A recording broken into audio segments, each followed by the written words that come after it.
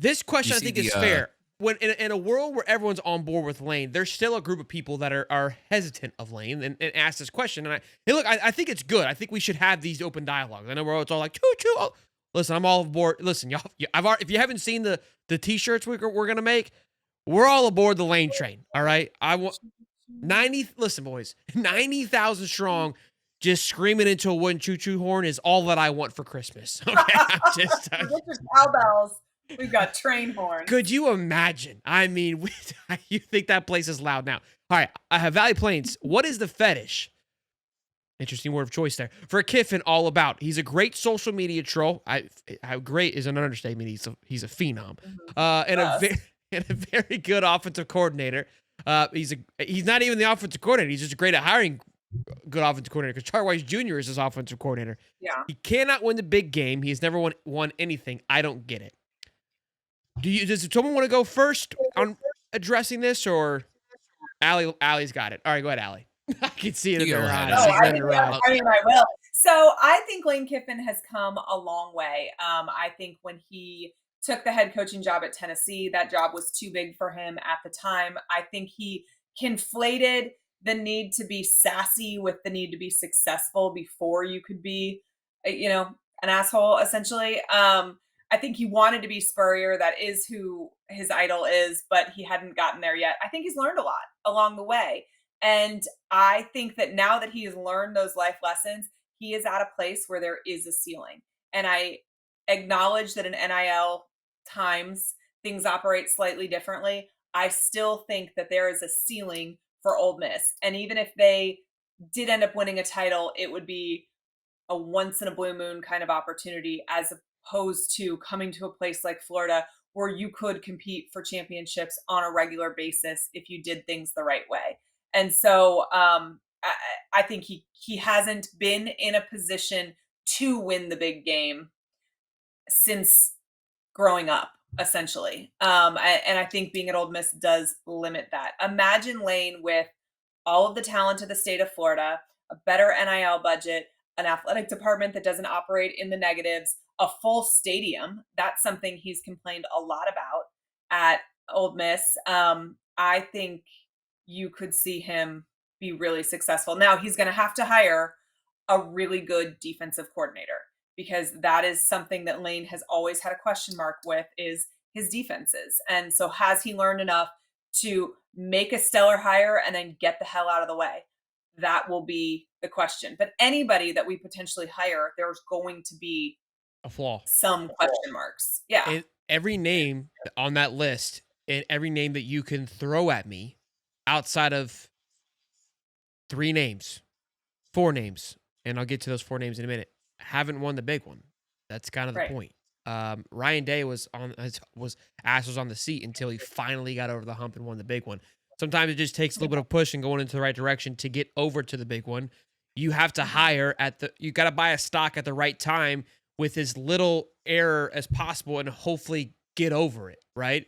And again, I think that kind of back to Andy's comment of like, we want a Spurrier successor that talks shit and wears a visor. There is some truth to that. We want a little bit of fire on the sideline. It helps just the Florida fan base get through our Saturdays and keeps us rowdier than normal. But I think that's the biggest thing is that we've seen him grow up. We've seen him take Ole Miss, a program that used to be a walk-on. It wasn't like we were talking about our homecoming game. That was a homecoming game. Ole Miss was a homecoming game because you didn't think about it. Now Ole Miss is a legitimate contender. Yeah, they lost in a dogfight at Georgia, who was on a 16-game win streak this year until losing to a really good Alabama team. And it came down to the wire, like you said. With this, if you look on paper, this Ole Miss team, they should not be who they are this year. And that's a massive credit to what Lane's been able to do. And I think, honestly, what he's been able to do this year is more impressive to me of like, yeah, we got to go get the man than what he did last year. I feel like he laid an egg last year personally. And Eli hasn't won the big ones. Anytime he's faced with adversity, he's choked it away. The 4 names that I said that have won the big one, and one of them is you can put kind of an asterisk, but it's obviously Ryan Day, Kirby, and Dabo. And Dabo is in a weird place. Dabo would be the most likely out of those, but I don't. Has Dabo's time passed him by? I don't know. Yeah, and look, Dan Lanning's a big name. He's in that same boat. I mean, he's had He's kind of the golden child. That guy got into a golden job with every possibility of resource he could possibly have, and Mhm. is falling shorts. And again, I'm not hating on the guy, but like if we're gonna be nitpick here, he's fallen Yeah. short.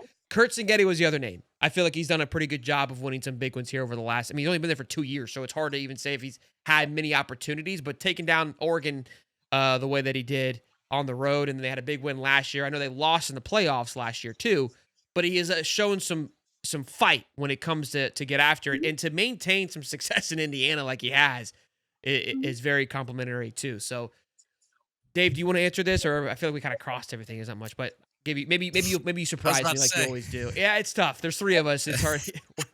We all think the No, same. no, I'll take what everything Ali said, and I'll raise it with the fact that Lane Kiffin has won at every program he's been at. Of course, we all know the Tennessee debacle. That was at the beginning of his head coaching career.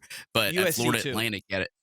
Yeah, well, at USC, but he had a .65 or .651 win percentage at USC, a .675 win percentage at Florida Atlantic. Got him to a good Which bowl is games, got him a better couple of than Billy huh? Napier. So, I mean, he got Better than fired at Billy that USC Napier. job, but he was still doing a better job at it. At Ole Miss, he's the second most winningest coach in Ole Miss history. He's at 50-19 right now with a .725 win percentage record. And the thing is like if you look just at his Ole Miss tenure, he's had three double-digit winning seasons right there. And if the playoff was expanded by that time, he'd have been in the playoff 3 times, and he's probably going to be in the playoff for a fourth time Mm, unless something happens and he hits tumbleweeds. So it's like, okay, well, he's done that we need him to with hit tumbleweeds. 25th, and 30th ranked talent profiles. Like this Ole Miss does not recruit the talent that all these other top SEC programs do, and they don't have the NIL funds that some of these top SEC programs do. And I think if you're going 50-19 just at Ole Miss with that kind of talent, think at the talent that you could get at Florida and where you could go with that. Mr. Nobody brings up a good point, and then we'll move on from this. Lane lost to the worst coach in Florida history. Are we really drooling over Lane? No, that is such a dumb. I hate it when people take one data point and they don't look at the Yeah. overall thing. Cool, he lost to Billy Oh, we Napier. got Who Dave fired cares, up. right? I love it. Okay, what did Billy Napier do? He has a .489 win percentage in 4 years. He's 21 and 23 or 22. I don't know. I guess he got that win. I think it's 22 and 23, something like that. Marcus But lost yeah, to NIU or who was it? NIU. Everyone has a bad day, you know? out of the 24 head coaches, now I'm not counting interims. Out of the 24 head coaches that have been hired at Florida, he's ranked 20th all time. So, I just did a little quick math. So, you said Lane Kiffin was 50-19, right? Hmm. Yeah, I'm glad I was going to To address match this too. that winning percentage, Billy Napier would have to win 38 straight games to match the winning percentage of Lane Kiffin. And Lane So, played in the SEC. Maybe not the same schedule, but and he Yeah, still played in like the SEC. still played in So, the SEC. just, I can also do math and talk football. So, but that's the so I thing. Dang. throw that. Like What do they call okay, you? he What is lost. it? Dumb bimbo? Is that what your nickname is on Yeah, the? not bingo. But that the, my the thing is like this. He lost to Billy Napier last year, right? Billy Napier's supposed to beat him. He has way more talent than he does. Would he have? I guarantee you, if he'd have played Billy Napier this year, he probably would have crushed him. yeah, Yeah. Billy G's It'd be got his interesting number. We're winning out. It'd be interesting to break down his losses and who had the better talent on the roster. And I'm sure he's beaten some teams that he had less talent than, but I would wager that most of the places he lost to had a higher talent percentage than him. I mean, Georgia and Alabama both do.